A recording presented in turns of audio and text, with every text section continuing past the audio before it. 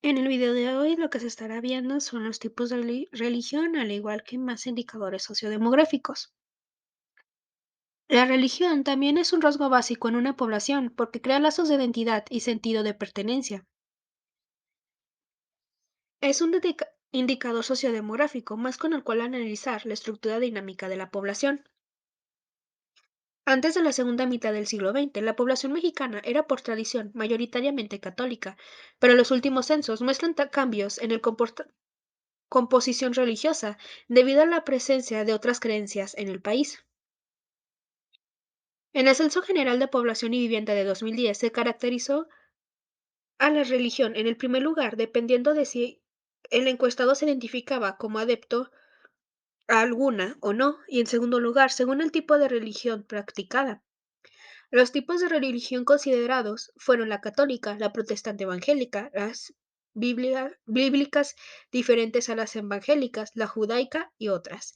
La práctica de un tipo de religión u otro no hace diferencias entre las personas, ni determina los estratos o niveles al interior de la sociedad, pero es un hecho que proporciona una determinada forma de ver la vida, una serie de normas éticas y morales, y vuelve a quien la profesa propenso a la adopción de ciertas prácticas.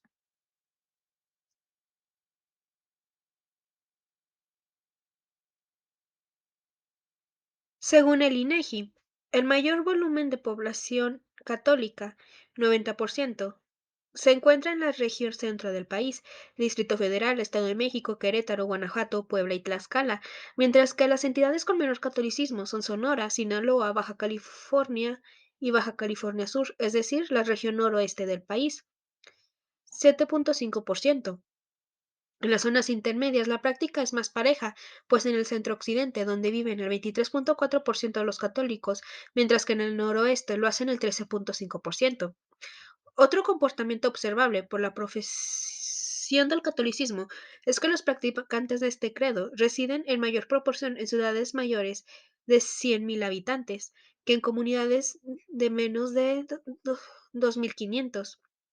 Entre sus feligreses son más los jóvenes, de 15 a 29 años, que los adultos mayores, pero si se desagrega la población en grupos quinquenales, el grupo mayoritario es el de 60 y más.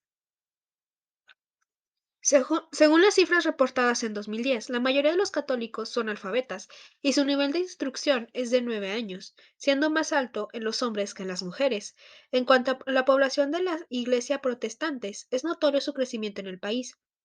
En la región sureste se concentra el mayor porcentaje de adeptos del protestantismo, mientras que en el noroeste es la región de menor porcentaje. También es importante destacar que de las religiones que se profesan en el país, las iglesias protestantes son las que tienen mayor asentamiento en las áreas rurales. En lo que se refiere a la composición por sexo y edad, las cifras dejan de ver que en estas iglesias predominan los jóvenes y las mujeres, a pesar de que puedan agruparse en un rubro a los creyentes cristianos. Las iglesias protestantes son varias y tienen rasgos distintivos.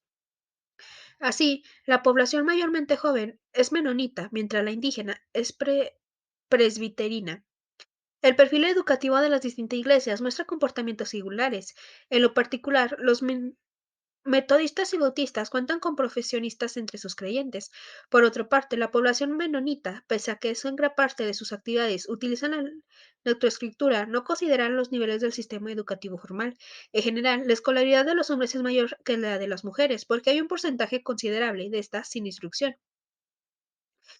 La religión judía es de las 5 más profesadas en el país. Sus adeptos se concentran en el centro de la República y de manera especial en el Distrito Federal y el Estado de México.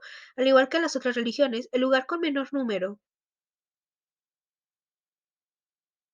de creyentes judíos está en el noroeste del país y sus practicantes son habitantes de zonas urbanas. A diferencia de la religión católica y protestante, según los datos de 2010, la estructura de edad de los judíos está más envejecida, pues el 5% tiene más de 30 años de edad. Los adeptos al judaísmo tienen mayor escolaridad que los católicos y protestantes, ya que entre la población judía mexicana es común que hayan cursado por lo menos 12 años de escuela. En relación con el número de hijos por familia, en las judías es de 1,6, mientras que en las protestantes es de 1,9 y en las familias católicas es de 1,7. Bueno, y ahora veremos otro tipo de indicadores sociodemográficos. Los anteriores indicadores sociodemográficos que ya hemos visto son básicos para analizar la estructura dinámica de la población, pero existen otros, como la distribución en el territorio a nivel de escolaridad y de limitaciones físicas, que hacen más detallado el análisis de la sociedad actual. Distribución en el territorio. Un indicador sociodemográfico más es en el de distribución de la población en el territorio y su concentración en las ciudades y el campo. A principios del siglo XX, la mexicana era una población mayoritariamente rural, pues la mayor parte de sus miembros vivían en el campo y se dedicaban a labores agrícolas. Conforme avanzó el siglo, la urbanización se hizo presente. La gente comenzó a emigrar en las ciudades hasta que, en el último tercio del siglo, México se convirtió en una nación más urbana que rural. Para saber cuál es el nivel de urbanización del país, es necesario comparar las cifras de población urbana con las cifras de la población total del país para los mismos periodos, tal y como lo para los mismos periodos. Mientras que en 1950 se distinguió una facilidad que las zonas urbanizadas eran solamente la centro y la centro-occidente, en 2010 es más fácil distinguir las entidades no urbanizadas y se puede generalizar que la mayoría de las regiones de México ya lo están. El segundo indicador es el alfabetismo. El alfabetismo es la capacidad de un individuo para decodificar y sobre todo comprender lo que lee y lo que escribe. Se diferencia de la alfabetización porque en esta solamente se considera la decodificación de las letras y no la comprensión de las mismas. El indicador de alfabetismo, junto con los indicadores ambientales de vivienda y salud, es básico para medir a nivel de bienestar y desarrollo de una población a nivel mundial, nacional, estatal, regional y municipal. Dicho indicador forma parte del llamado Índice de Desarrollo Humano, creado por el Programa de Naciones Unidas para el Desarrollo en las últimas décadas del siglo pasado. Según el Informe para el Desarrollo Humano 2011, México ocupa el lugar número 57 a nivel mundial en el índice de desarrollo. En el Censo General de Población y Vivienda 2010, el alfabetismo se registró de dos maneras principales. La primera en la población de 6 a 14 años, según su aptitud para leer y escribir, su edad y sexo, y la segunda en la población de 15 años y más, por grupos quinquenales. Condiciones de alfabetismo y sexo. Al igual que con los otros indicadores, hay una gran variación en el territorio nacional y refleja la diversidad de la composición de la población mexicana. Las entidades son relativas con el mayor y menor número, porcentaje de alfabetas como proporción del total de la población en edad de leer y escribir 6 años o más son con una mayor cantidad en el Distrito Federal con el 97%, mientras, mientras que la menor cantidad es en Chiapas con el 82%.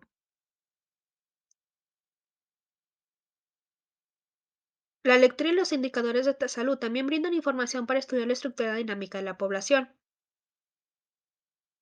Ahora, lo que se verá es el indicador de la salud, y aunque son varios, nos enfocaremos solo al que se refiere a la población con limitaciones físicas, pues su reconocimiento como parte integral de la sociedad mexicana contemporánea es relativamente nuevo.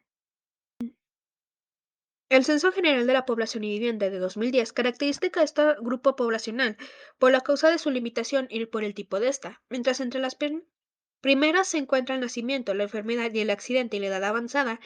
Entre los tipos distinguibles están los que se comentarán a continuación. El primer limitación es al caminar o moverse. Esta hace referencia a la dificultad de una persona para moverse, caminar, desplazarse o subir escaleras debido a la falta de toda o una parte de sus piernas.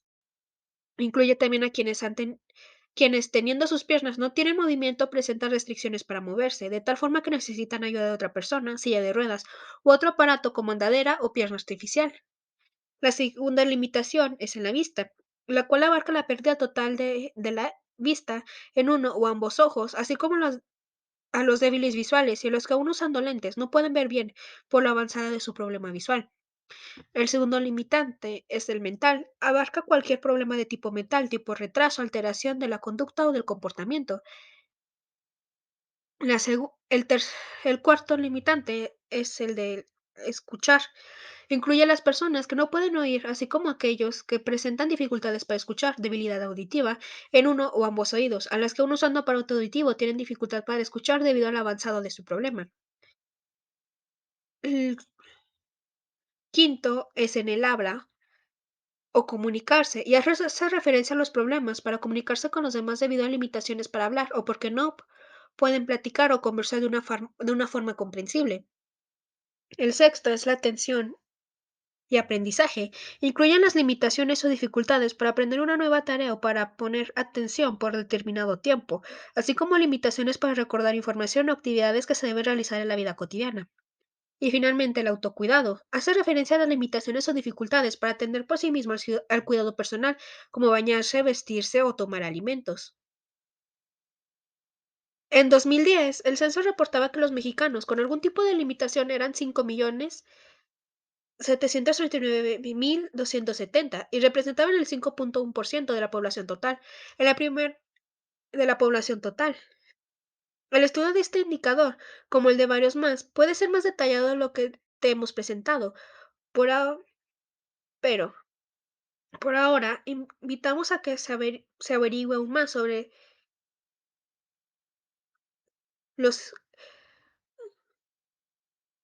que averigües más sobre los indicadores en tu estado y comunidad y a que se vea si la presencia de este grupo es mayor en zonas urbanas o rurales y a que investigues a su nivel de alfabetismo, escolaridad, en fin, a que apliques lo que has aprendido hasta ahora. Muchas gracias.